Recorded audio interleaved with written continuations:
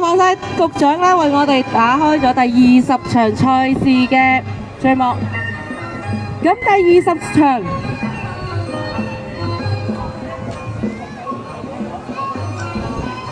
20場沙頭角區鄉事委員會邀請賽金杯決賽，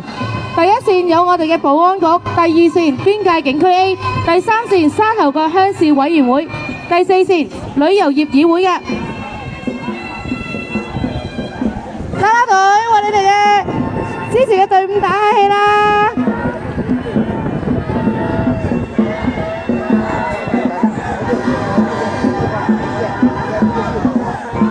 睇落真係1號2號線好似暫時領先喎。